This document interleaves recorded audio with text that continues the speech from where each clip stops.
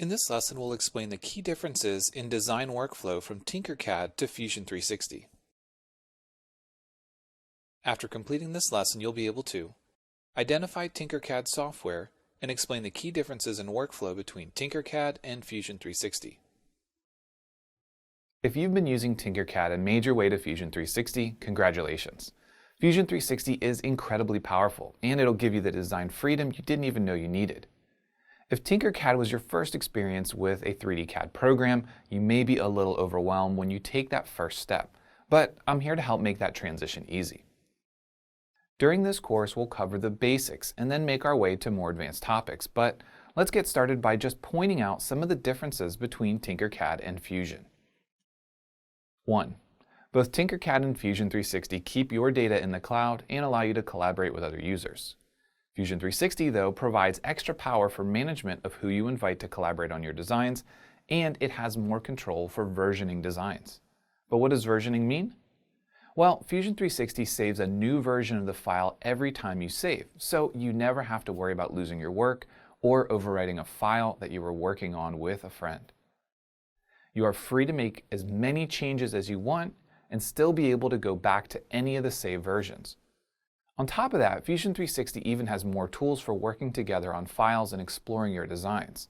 But we'll get into that a bit later. 2. You can create basic shapes like Tinkercad, but so much more. Fusion 360 is a sketch-based CAD program that also lets you create what are called primitives. These are the same things that you create in Tinkercad, but with a little bit of a twist. The difference is that you don't have to group them together to add or remove geometry. Fusion 360 uses what are called features. A feature is a tool that allows you to add, subtract, or modify geometry in some way. For example, if you want to make a box with a rounded edge in Tinkercad, you create a box shape. Then you adjust the roundness slider. But in Fusion 360, you can make the shape a number of different ways. For example, you can sketch a rectangle in 2D similar to what you would do on paper. You can then extrude that up into 3D, and you can use the fillet feature to round the edges. I know what you're thinking, this sounds like more work, but the benefit is that when you start creating those complex shapes and the complex geometry, you need that extra level of control. This is where the sketch-based modeling comes in really handy. Fusion also saves a step-by-step history of each feature or sketch you create. I don't want to get too deep into these topics here, but quickly, Fusion 360 also gives you what's called freeform modeling, or forms for short. This divides up bodies into a bunch of different points and lines and lets you push and pull these to make a very complicated and organic geometry. Just think of all the complex shapes that you can make in just a few minutes. 3.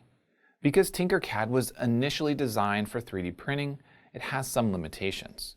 In Fusion 360, the end goal can be a 3D print or some other manufacturing method like machining, injection molding, or really any way that you can make a part into reality. Fusion 360 allows you to create the basic parts, but you can also put together complex assemblies with motion, make photorealistic renders, animate them, make detailed 2D drawings, and even simulate them to make sure they're strong enough, and even program a computer-controlled machine to cut the parts. There are, of course, utilities or useful programs to send it right to a 3D printer, as well as just saving as an STL or an OBJ like you would in Tinkercad. 4. The last thing that you really need to know going into Fusion 360 from Tinkercad is how both products use workspaces. Tinkercad, on one hand, uses workspaces to prepare the model for different downstream workflows. One example of this would be the Minecraft workspace, where the model you created in the main editor gets converted into blocks and prepared in export for Minecraft. However, all of the modeling is done on the main workspace, where you have access to the group and adjusting tools and the content on the panel. However, in Fusion 360, you have toolbars across the top, and this gives you access to creating or removing geometry. Each toolbar belongs to a workspace. There's one workspace for modeling, which we call design. This allows you to create things like solid geometry, just like in Tinkercad. But there's also other workspaces for things like working with animations, creating detailed renderings, or starting your simulations.